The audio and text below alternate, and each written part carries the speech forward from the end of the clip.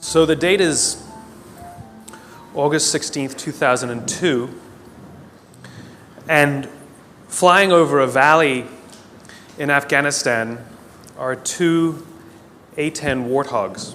An A-10 is a heavily armored, low-flying, slow aircraft designed to provide ground cover for troops on the ground.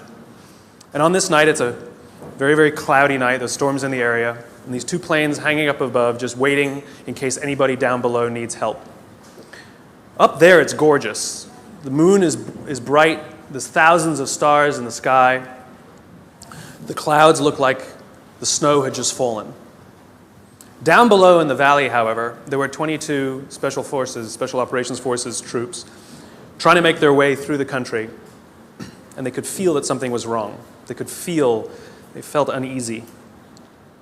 One of the pilots up above, call sign Johnny Bravo, and yes, he stands like this. He could feel their unease listening to them over the radio, so he decides he was going to go down below the cloud and just have a look. He tells his wingman, hang out up here, I'll go see what there is. And he points his plane down into the clouds. And as he's going through the clouds, the call comes over the radio. Troops in contact. Troops in contact is what they say when they come under effective fire. It means they're in trouble. So now Johnny Bravo points his plane straight down. The plane's getting thrashed about in the turbulence. And when he comes out below the clouds, he's less than 1,000 feet off the ground, and he's flying in a valley, cliffs on both sides. Now, this is only 2002, and the planes were not yet equipped with ground-hugging radar, and worse, they were using old Russian maps. That's all they had at the time. And the sight that greets him is something like he's never seen before, not in training and not in the movies. He sees tracer fire coming from all sides of the valley, pointed right in the middle where the American forces are. And so he picks a point and starts to lay down suppressing fire. And he's flying, and he's in danger of hitting the cliff, of course. He knows his speed, he knows his distance from the map, and he literally counts out loud while he lays down the suppressing fire. 1, 1,000, 2, 1,000, 3, 1,000, 4, 1,000, 5, 1,000. Pulls hard on the stick, pulls back up into the cloud, comes down around again. 1, 1,000, 2, 1,000, 3, 1,000, 4, 1,000. Good hits, it says over his radio. And again, he comes around. 1, 1,000, 2, 1,000, 3, 1,000, 4, 1,000, 5, 1,000. He runs out of ammunition. Fuel is fine. Flies back up to the top of the cloud, tells his wingman, you need to get down there. His wingman isn't sure about the conditions, so the two of them fly back down together. His wingman lays down the suppressing fire, and Johnny Bravo counts as they fly 3 feet apart from each other, wing to wing. 1, 1,000, 2, 1,000, 3, 1,000, 4, 1,000, 5, 1,000, up and around again. 1, 1,000, 2, 1,000, 3, 1,000, 4, 1,000, 5, 1,000. That night, 22 Americans went home alive with 0 casualties. My question is where do people like Johnny Bravo come from? Who are they? Who would risk their lives for others so that they may survive? I asked Johnny Bravo. I asked him, why would you do it? Why would you risk your life so that others may survive? And he gave me the same answer that everybody in his position gives, because they would have done it for me. Now, if you think about it, in the military, they give medals to people who are willing to sacrifice themselves so that others may gain. In business, we give bonuses to people who are willing to sacrifice others so that we may gain. We have it backwards. Wouldn't you like to work in an organization in which you have the absolute confidence, the absolute knowledge that other people that you may or may not know who work in the same organization as you would be willing to sacrifice themselves so that you may survive? And I'm not talking about giving your life. I mean, we don't even like to give up credit, you know? So where do people like Johnny Bravo come from? Well, it's an age-old question. They're not born. They're actually made. If you look at the human animal is like a machine. There are systems inside our bodies that are trying to get us to do things that are in the interest of the survival of the human animal, right? Just like in a business, in a company, if you want people to do something, you offer them some sort of positive or negative incentive to direct the behavior, right? So if you want people to achieve a certain goal, you offer them a bonus if they achieve that goal, and they'll work towards that goal because they want the bonus. It's a very simple system. The human body works exactly the same way. It works exactly the same way. Inside our bodies are chemicals that are trying to get us to do things that are in the best interest of us. If you've ever had a feeling of happiness, pride, joy, love, fulfillment, All of these feelings that we have are chemically produced feelings. And they're produced by 4 chemicals predominantly. These are basically responsible for all of the feelings that I would generically call happiness. They are endorphins, dopamine, serotonin, and oxytocin. EDSO. These 2 chemicals, endorphins and dopamine, I like to call these the selfish chemicals because you don't really need anybody's help to get them, right? Let me tell you a little bit about what they are. Endorphins. Endorphins are designed to do one thing and one thing only. Mask physical pain. That's it. That's what they do. If you're a runner, if you've ever gone and done heavy exercise, you've heard of an endorphin rush or a runner's high. Basically what's happening is when that runner's out there pushing their bodies harder than they've ever pushed before, they feel good.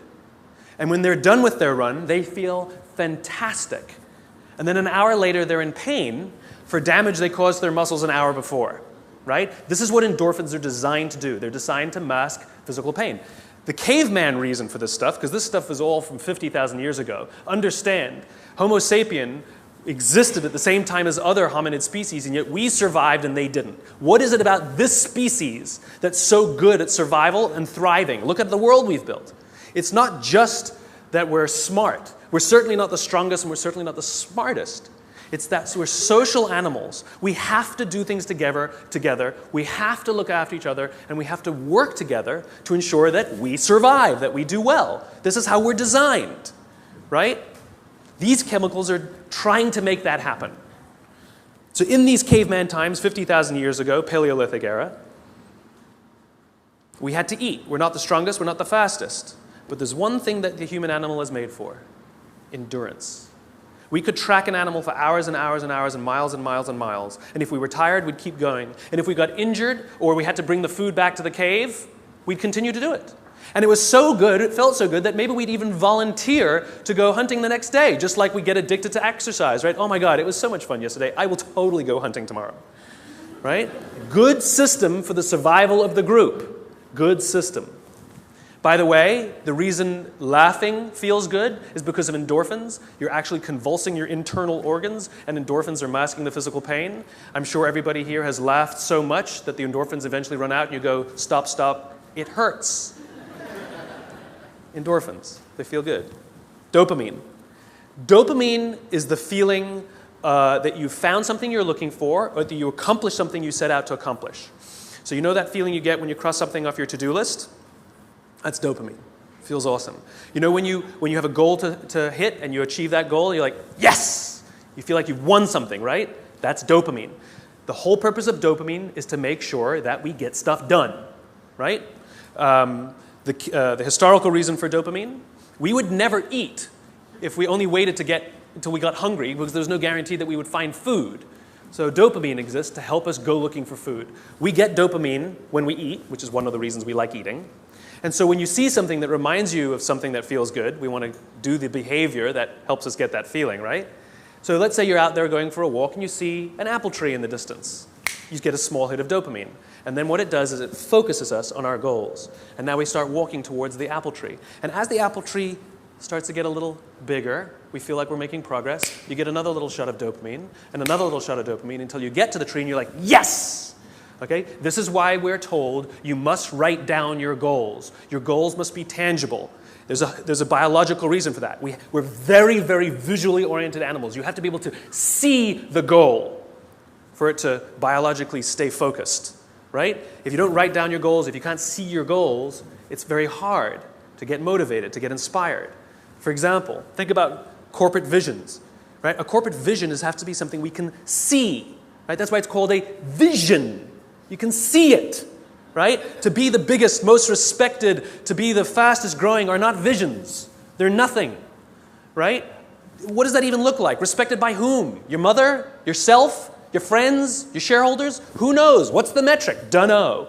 It's amorphous, doesn't motivate us. Just like I can't tell you, you will get a bonus if you achieve more. You're going to ask me, how much more? I'm going to say, more. Doesn't work. You need a tangible goal. You need a tangible goal, right? Here's a great vision.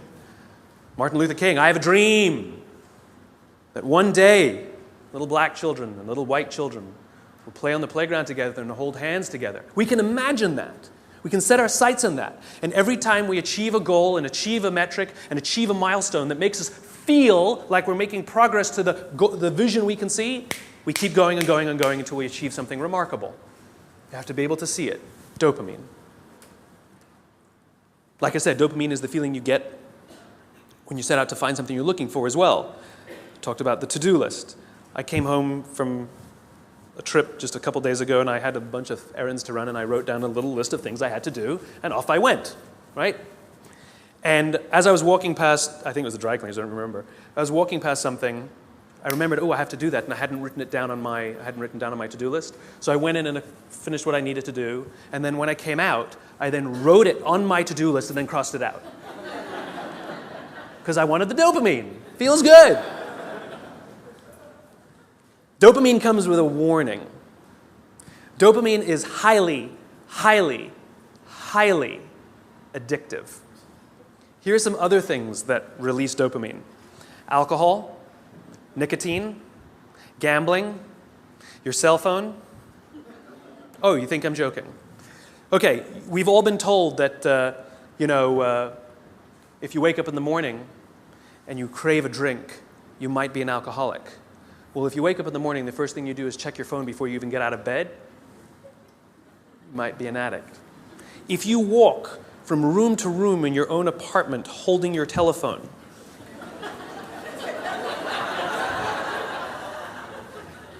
you might be an addict. When you're driving in your car and you get a text and your phone goes beep. We hate email, true. We love the beep, the buzz, the ding. Oh. Right?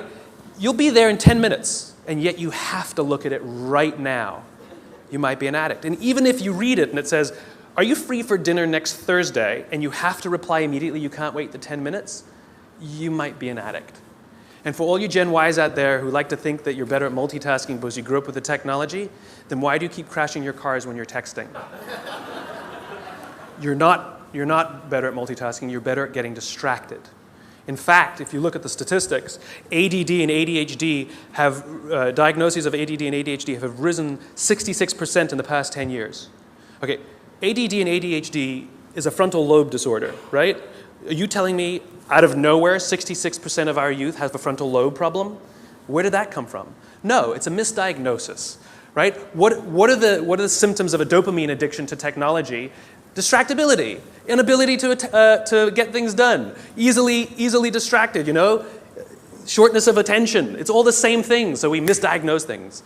It's the addictive quality of dopamine. We can also get addicted to performance in our companies when all they do is give us numbers to hit, numbers to hit, numbers to hit, and a bonus you get, and a bonus you get, and a bonus you get. All they're doing is feeding us with dopamine, and we can't help ourselves. All we do is want more, more, more. It's no surprise that the banks destroyed the economy, because one of the things we know about dopamine addict is they will do anything to get another hit, sometimes at the sacrifice of their own resources and their relationships. Ask any alcoholic, gambling addict, or drug addict. Ask them how their relationships are doing and if they've squandered any of their resources. It's an addiction. Dopamine is dangerous if it is unbalanced. It is hugely helpful when in a comfortable and balanced system, but when unbalanced, it's dangerous and it's destructive. You don't need anybody's help to get these. Go for a run, achieve your goals, you'll get dopamine. You'll get endorphins. But you won't have any feeling of fulfillment or love or trust. That's where these come in. These are attempting to manage these. This is what makes our society great. This is where people like Johnny Bravo come from. It's because of these two chemicals that leaders really fulfill their great responsibility. Outside in the world is danger at all times for various reasons. In caveman times, that danger may have been, a saber-toothed tiger. It may have been the weather. It may have been a lack of resources. It may have been, who knows, any number of things. Things that with no conscience are trying to kill you. They want to end your life. And so how do we survive? We work together. And together, we come together in our groups, in our companies, in our tribes, to feel like we belong, to be around people who believe what we believe, so that we may feel safe. When we're surrounded by people who have our best interests in mind and we feel safe, we will organize ourselves and cooperate to face the dangers externally. Don't forget, the outside dangers are a constant. In a modern world, the outside dangers may be your competition that's trying to put you out of business, or at least steal your business. It might be the ebbs and flows of the economy. It might be terrorism. All of these unknowns, all trying to put you out of business, take away your job, take away your livelihood, end it for you. Nothing personal. It's a constant. Inside our organizations, the dangers we face are not a constant. They are a variable. And they are the decisions of leadership as to how safe they make us feel when we go to work. This is the job of leaders. Aesop said it better than I can. There's an Aesop fable about 4 oxen that stand tail to tail. And whenever the lion tries to eat them, no matter what angle from which he attacks, he will always be met with horns. However, due to infighting and disagreements, they separate and they go and graze in different parts of the field. And one by one, the lion picks them off and kills them all. When we stand together, we can more easily face the dangers outside. When we break up inside our companies, if our leaders don't allow us a space to feel safe inside our own companies, to feel like we belong, then we're forced to exert our own energy to protect ourselves from each other. And, by the way, expose ourselves to greater danger from the outside. If you have to worry about politics, if you have to worry about someone stealing your credit, if you have to worry about your boss not having your back, think about the energy you invest, not in your business, not in the products you're trying to develop, not in your work, not in how great you're producing, not in your creativity, but in just keeping yourself feeling safe. This is destructive. The responsibility of leadership is 2 things. 1, to determine who gets in and who doesn't get in. This is what it means to start with why. What are our values? What are our beliefs? Who can we allow in? Second thing is to decide how big this is. How big do we make the circle of safety? How big do we make the circle of belonging? Do we keep it around just our C-level executives and call it an inner circle and allow others to try and fend for themselves and maybe try and get into our inner circle? Or do we extend it to the outermost edges of the organization? Great leaders extend the circle of safety, the circle of belonging, out to the outermost edges, so the most junior person feels like they belong, feels safe, feels like they have top cover from somebody like Johnny Bravo. That's what these other 2 chemicals are trying to do. Serotonin is the leadership chemical, is responsible for feelings of pride and status. This is why public recognition is very important. We are social animals, and we need the recognition of others. This is why we have the Oscars, and this is why we have public awards events. This is why we have commencement for graduation. I mean, think about it. What does it really take to get to graduate college? You need to pay your bills, fulfill the minimum requirements, and collect enough credits. That's it, right? It's a formula. You could get an email that says, congratulations, you fulfilled all the requirements for graduation. Enclosed, please print out the PDF of your diploma. P.S. magna cum laude, right? Wouldn't feel so good, right? So instead, we have a big ceremony to recognize the accomplishment. And in the audience, we put our family and our friends and our teachers, all of those in our tribe who've supported us and watched our backs as we've made it through. And then we show up on that day, and we go up on that stage, and we take our diploma. It feels great. We feel our status rise. We feel our pride go up. And by the way, when you have serotonin in your veins, your confidence goes up also. And here's the best part about serotonin. At the exact moment that you took your diploma and you felt that surge of serotonin go through your body, at the exact moment, your parents sitting in the audience also got a surge of serotonin and also felt an intense pride watching you graduate. And this is what serotonin is trying to do. It is trying to reinforce the relationship between parent and child, boss and employee, coach and player, the caregiver and the one who is grateful for the support they are given. And think about it. Think of the speeches that we give. If you give an award to somebody, what do they say? I couldn't have done it. I thank God. I thank my parents. I thank my coach. We thank the person who we believe was looking out for us. We could not have done this without them, we say. And they look at us and they say, so proud proud of you. And we work to make them proud. Great teams don't want to win the trophy. Great teams want to win one for the coach. They want to make the coach proud. We want to make our parents proud. And it raises our status, and it raises our confidence, and it feels good, and we in turn will look after others so that they may accomplish the same. This is what serotonin is trying desperately to do. The problem is you can trick serotonin. We live in a materialist society, so we judge status very often in our country based on how much money you make, right? So any conspicuous display of wealth raises your status. This is why they put the logos on the outside. No good on the inside, nobody can see them. We want the red line of our Prada glasses. How good, you own a pair of designer shoes, how good does it feel to put on your Gucci shoes? Oh my God, it feels so good. You walk out and you feel $1 million. You can actually feel your confidence rise when you put on the stuff, right? Because it's showing this display of status. It feels great. The problem is there was no real relationship that was reinforced because of it. You tricked the system. That's why we keep trying to accomplish things and accumulate more and more material goods, and yet we never feel successful because there was no relationship. We tricked it. We gamed it. Serotonin is the leadership chemical. The reason I call it the leadership chemical is a historical reason, a very simple historical reason. We had a very practical problem as our animal was developing, as the Homo sapien was developing.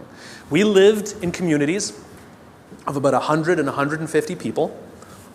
And there's a very practical issue, which is if we're hungry and somebody brings back food and drop a carcass on the floor, we're all going to rush in to eat. And if you're lucky enough to be built like a linebacker, you will elbow your way to the front. And if you're the artistic one of the family, you get the elbow in the face. Not a good system to keep the whole tribe alive, and definitely not a good system for cooperation.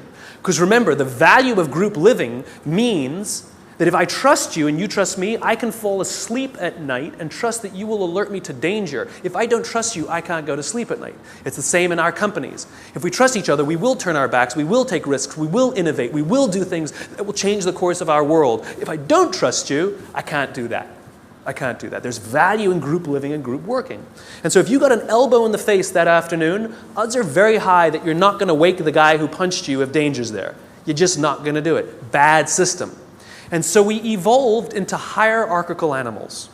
We're constantly assessing and judging each other, constantly arranging ourselves. Who's the alpha? Who's the dominant? Who's the one who sort of is the more dominant personality or dominant talent in the room?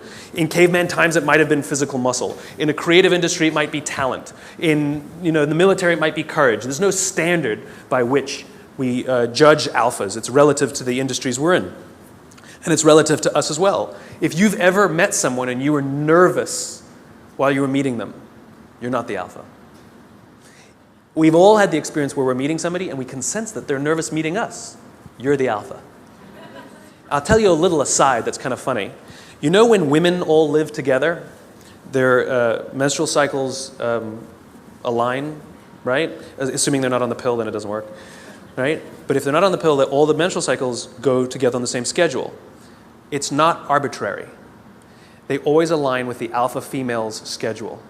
And the reason is because when a woman is in her menstrual cycle, she can't bear children. And so in evolutionary terms, you want the alpha male and the alpha female to do it so you can have alpha children, right? Nice, strong, strapping kids are going to survive. But if she's off the market, that produces competition. So Mother Nature has created a very clever way that when she's off the market, everyone's off the market.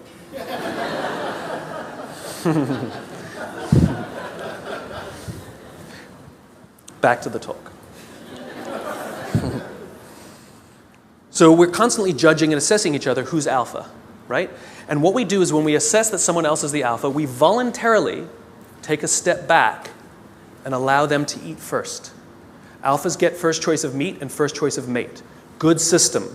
Good system. The alpha gets to eat first. The rest of us may not get the best cut of meat, but we will get to eat eventually and we won't get an elbow in the face. Good system. We'll happily alert them to danger later. Good system. This is why we're constantly trying to raise our status, is because there are benefits to being the alpha. People will do things for us and step back and offer us favors, right? We to this day, we're perfectly comfortable giving special treatment to our alphas. No one has a problem that your boss makes more money than you. You might think he's an ass, but you don't have a problem that he makes more money. Nobody has a problem that somebody who outranks us at work has a bigger office than us. Doesn't offend us. It is deeply ingrained in us. We happily step aside and allow our alphas first choice of meat and first choice of mate. It's good to be the king. There are advantages that come with being the alpha. You get special treatment. You get to eat first. People show you love and respect. It boosts the serotonin. You walk around like this. It boosts your confidence. It's awesome. But it comes at a cost. You see, the group is not stupid. We're not giving all of that stuff away for free. Leadership, alpha, comes at a cost. You see, we expect that when danger threatens us from the outside, that the person who's actually stronger, the person who's better fed, and the person who is actually teeming with serotonin and actually has higher confidence than the rest of us, we expect them to run towards the danger to protect us. This is what it means to be a leader. The cost of leadership is self-interest. If you're not willing to give up your perks when it matters, then you probably shouldn't get promoted. You might be an authority, but you will not be a leader. Leadership comes at a cost. You don't get to do less work when you get more senior. You have to do more work. And the more work you have to do is put yourself at risk to look after others. That is the anthropological definition of what a leader is. This is why we're so offended by these banker boys who pay themselves astronomical salaries. It has nothing to do with the number. It has to do with the fact that they have violated a deep-seated social contract. We know that they made all of that money and allowed their people to be sacrificed. In fact, they may have sacrificed their people for the money. If I told you we're going to give $150 million to Nelson Mandela, would anyone have a problem with that? Nope. $250 million to Mother Teresa. Got an issue with it? Nope. It's not the number. It's not the amount of money they make. It's that we are deeply and viscerally offended that we know that we allowed them to have this alpha position and they did not fulfill their responsibility of the alpha. They're supposed to sacrifice themselves for us. Never sacrifice us for themselves. This is why we're angry and offended and don't trust them. They fail.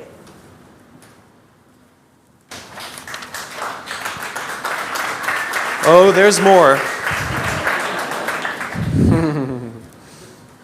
Oxytocin. This is the best chemical of all.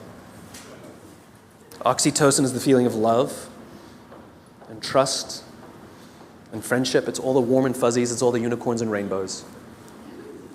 It's the reason we like to spend time with our friends even if we don't do anything with them. We just sit and watch TV. We love their company. I promise you, nearly every single person sitting in this room today chose the person they're sitting next to. You're not sitting next to a stranger. You're sitting next to somebody you met, came with, or kind of know a little bit. Why? Because it makes you feel safer, doesn't it? If you got up and went and sat next to strangers, it wouldn't feel so good. That's the feeling of oxytocin. Oxytocin is that intense feeling of safety that someone's got your back. There are multiple ways you can get oxytocin. One way to get it is physical contact. Hugging feels wonderful. Right? When women give birth to children, huge surge of oxytocin in their body. This is what's responsible for the mother-parent, the mother-child bond. Right? It's all that oxytocin in the system. This is why shaking hands matters. Imagine you're doing a deal with someone, and you're ready to sign the contract, and you say, "I'm so excited to do business with you." And they go, "I don't need to shake, let's sign the contract, I'm also excited to do business with you." And you go, "Great, well let's shake on it then."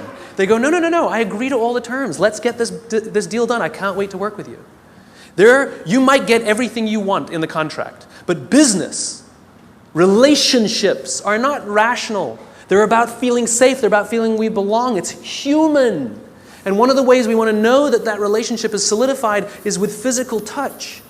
Their simple refusal to touch you, to exchange that oxytocin, means one of two things will happen. You will either completely scuttle the deal, or you will go into it nervous. Human bonds matter. Another way you can get oxytocin is through acts of human generosity. An act of human generosity is defined as giving of your time and energy and expecting nothing in return. Money doesn't work, sorry. If I told you that this morning I gave $1,000 to charity, what would you think of me? You'd be like, good for you. What, do you want a medal? But if I told you that last Saturday I gave up my day and I went and painted schools in the inner city, then what would you think? You'd be like, nice, cool, I should do more, right? The value of my labor, much less than $1,000, could have hired many more people for $1,000 to go paint schools in the inner city. But you see, as human beings, we put a premium on time because it is an equal commodity and it is a non-redeemable commodity. You spend money, you make money. You spend time, you'll never get it back. Some of you are sitting in this room right now saying, I will never get this time back. I got nothing for you. So we put a premium on people who give us their time and energy. A leader who says to you, I'll pay for something for you, is not a leader. A leader who comes and sits down next to you and says, how can I help you, is a leader. I was talking to some oil executives, and they were trying to convince me that they really care about how fulfilled and how happy their employees are at work, to which I said, no, you don't. And they said, no, we do. And I said, no, you don't. And they said, yeah, we do. You see how this went. And I said, I bet you hired some high-priced consultancy to come and do a web survey about whether people like their jobs or not. And they said, well, we didn't hire a consultancy. I said, okay, so it's kind of like sending your son an email, right? Dear son, your mother and I care that you feel like a valuable part of this family. Please tell us candidly what we can do better so that you feel like you belong here because we really love you. Love, Dad. Or you go into his room, you sit on his bed, and you say, hey, son, your mom and I really care that you feel like a valuable member of this family. Please tell us candidly what we can do better because we want you to feel like you belong and we really love you. Same words, same intention, same desire. The difference is one you gave time and energy and the other one you didn't. This is the problem with email. It's too easy. It's too easy. There's no time and energy expended. It's too easy. Don't feel anything. If I come to your house for dinner and you make me a lovely dinner, the next day I send you a very nice thank you email, what a wonderful host you are. Or 3 days later, you receive a handwritten note from me with the exact same words that were written in the email. Which one makes you feel better? Handwritten note. The sentiment was the same, the words were the same. The difference is one took a little more time and a little more energy. Leaders are the ones who give us their time and give us their energy, not the ones who give us their money. It doesn't count, it doesn't work, it just biologically doesn't work. This is how you get oxytocin, doing nice things for people that require that you sacrifice a little bit of time, a little bit of energy, something you will never get back. And if you expect something in return, then you weren't really giving in the first place. You take someone out for dinner because you want them to hire you, you're not really taking them out for dinner. You want something in return. It's just a protracted transaction. It's not relationship building. It's nonsense. I was walking down the streets of New York, true story, and the guy in front of me, his backpack opened and a bunch of paper spilled out on the street. Didn't think much of it. I bent down, gathered the papers up, handed them back to him, and pointed out that his bag had opened. I did a small act of generosity for somebody. I got a small burst of oxytocin. I felt good. Also, the person on the receiving end of the act of generosity feels good. They get a shot of oxytocin. He felt good. He says thanks. I get to the end of the block, and I'm standing waiting to cross the street. And a guy who also happens to be standing waiting to cross the street turns around, true story, turns around and says to me, I saw what you did back there. That was really cool. As it turns out, witnessing acts of human generosity release oxytocin. Remember, our bodies are trying to get us to repeat behaviors that are in our best interest, and it's making us feel good when we see or do acts of human generosity so that we will do them. In fact, the more oxytocin you have in your body, the more generous you actually become. In other words, the more you do, the more you want to do. It gets better than that. Lots of oxytocin in your body inhibits addiction. It makes it very difficult to get addicted to something when you have lots of oxytocin in your body. It actually inhibits addiction. It boosts your immune system. It makes you healthier. That's why happy people live longer. It's why couples live longer. Oxytocin, it actually is good for us. It increases our ability to solve problems. It increases our creativity. It's really good for us, and it's not addictive. It just feels great. It takes time to build up, though. You know, if I went on a date with a girl the other day, it was a first date, we totally got along great, we're going to get married. Why are you laughing? That's my social life. The reason you laugh is because you inherently know that I cannot form a bond of trust strong enough to get married in 7 days. You know that. Why don't you go on a couple more dates? Right? Inherently, you know that. Right? But if I told you that I've been dating somebody for 7 years and we're not married yet, what do you say? What's wrong? In other words, we know that that bond of trust takes more than 7 days and less than 7 years. Don't know how long it takes, though. So when you start a new job and you're really excited to work there and they're really excited to have you, don't quite feel like you belong. You don't quite feel like you're trusted yet, right? Even though you were really excited and they're really excited, it takes time. And you have to do little acts of generosity and make little sacrifices, do little things for people. Not big risks, small risks. It's like dating. You know, you don't start by buying them a diamond. You start by taking them for lunch, buying them a drink, you know? Little bits. Then they take you out, or you take them out again. You do something a little bigger. Then you do that in a movie. Then they come over, and then you buy them flowers, and then you say, I love you. And one day you wake up in the morning, it's like you press this belief button. You just, I'm in love. I don't know when it happened. It just clicks, and you feel like you belong. Same thing at work. Same thing at work. It just clicks, and you feel like you belong because you got enough oxytocin built up in your system. We don't allow this to happen. We're too busy sending emails. We're too busy sending emails. The next time you want to tell somebody something, email is fantastic for the exchange of information, right? It's fantastic. Here's the report you wanted. The meeting's at 4 o'clock. Fantastic. What did you think of my idea? Do not reply on an email. That's an emotional question. Email is a rational tool. You get up from your desk. You walk the 30 feet. And you say, wanted to tell you what I thought of your idea. And I promise you, not only will that information be better received, but you will start to create relationship because oxytocin starts to get released. If you can't get up and walk 30 feet, pick up the telephone.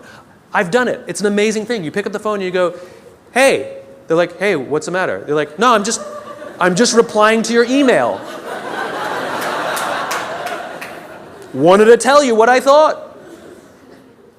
What? And people who tell me, but I need a paper trail, have the conversation, hang up and say, just to confirm what we talked about, boom, there's your paper trail. The reason we get so many emails is because we reply to them all. And 12 emails are sent, and then somebody misunderstands something, and somebody gets angry, and then you have to pick up the phone and deal with it anyway. Do it at the beginning. Quicker, easier, better. Biology. Give your time and give your energy. And this is why leadership is really difficult, because you can't give it to everyone because you don't have enough to give to everyone. You just can't. You have to make sure that you can trust others, to trust others, to trust others, to trust others. And this is what happens in this circle of belonging, in this circle of safety. This is what effective bureaucracy is, which is, as the CEO, as the leader, or whatever your job is, you have one responsibility and one responsibility only, which is to make sure the people you know that you have physical contact with, you know their names, are confident and feel looked after, and encourage them to do the same for the ones who work beneath them, who work beneath them, who work beneath them. And when this group of people really feels safe, then they will invite in the customer to also feel safe. They will talk to these people as if they are human. I actually flew on an airline recently, and I was appalled at how I was treated. It was disgusting. It was like cattle, right? And I said something. I said, why do you treat people like cattle? And she literally said to me, I'm sorry, sir, I have to do it or I'll lose my job. What did she tell me? My organization that I work for doesn't make me feel safe. I don't feel like I belong. So I'm going to treat you like dirt to protect myself. As opposed to somebody who feels safe and says, sir, I will do everything in my power to make sure that you feel happy and good because I'm not worried. That's called a highly effective organization. There's one more chemical I haven't told you about. With a big C. Cortisol. Cortisol is the feeling of stress and the feeling of anxiety. We share these chemicals with all the social mammals. And so when you see a herd of gazelle, you've all seen the documentary on Discovery or whatever, right? You see a herd of gazelle grazing, and one of them thinks they hear a rustle in the grass, and they go, head, right? That's what cortisol does. Cortisol is designed to keep us alive. It is the first stage of fight or flight. It makes us paranoid. It makes all of our senses hyper-attuned to look for danger. It injects glucose into our muscles to make us stiff and ready to go in case we need to fight or flight. It increases our heart rate like crazy, right? And it makes us start looking. It makes us paranoid to find the danger. And the cool thing about cortisol when you work in a social environment is if other people sense that you're nervous, they get nervous. So all the other gazelle go, They didn't hear anything. They just saw Steve over there get really freaked out.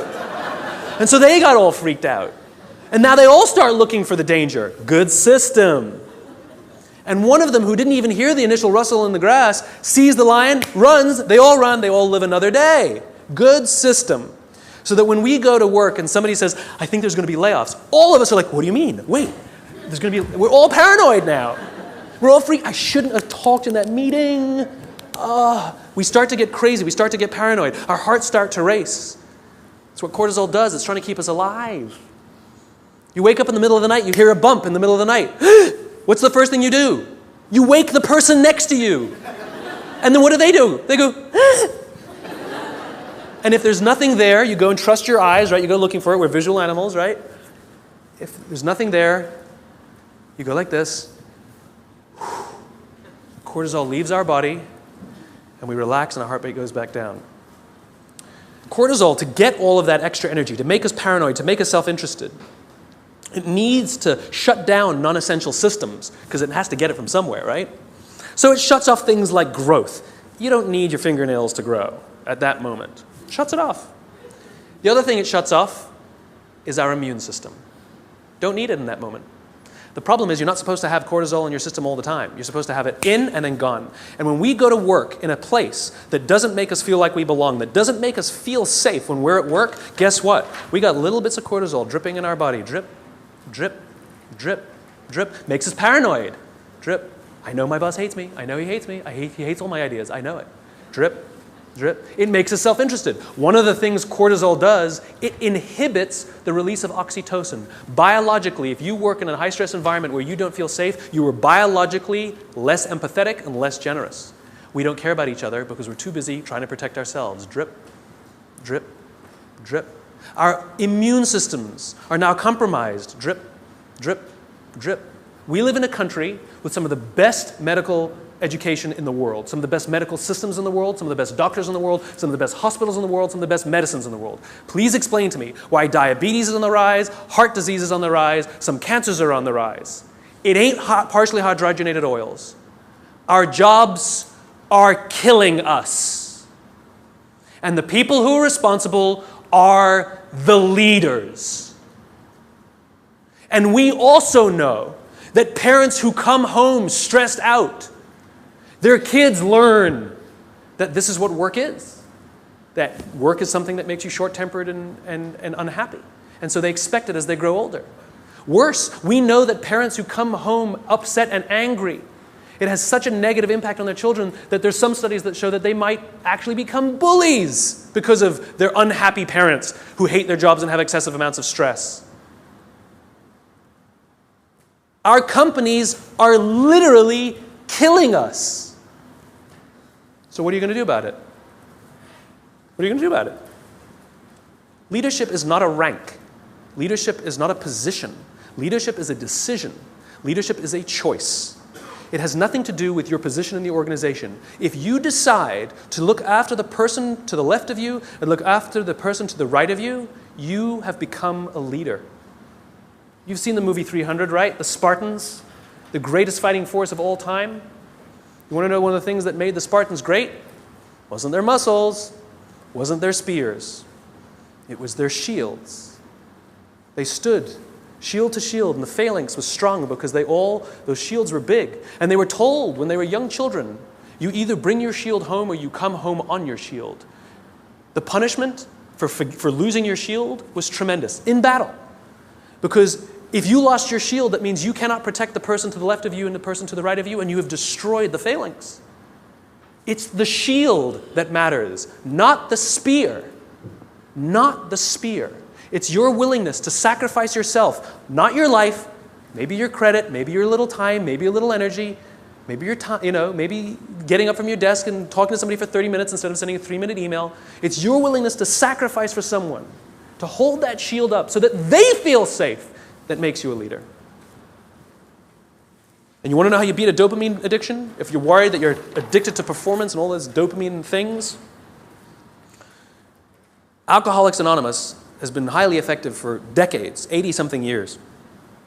We all know the first step of the 12 steps. We joke about it, right? Admit you have a problem. Do you know the 12th step? Don't say it's supposed to be anonymous. I'll tell you what the 12th step is. Alcoholics Anonymous knows that if you master all 11 steps, but not the 12th, you will drink again. If you master the 12th step, you will beat the disease. What's the 12th step? The 12th step is the commitment to help another alcoholic. Service. Service to another. Oxytocin wins. Serotonin wins. The more we look after each other, the safer we feel, the more we feel like we belong, and the more we will work together to confront the dangers outside. Do this for others, and others will become Johnny Bravo. Thanks very much.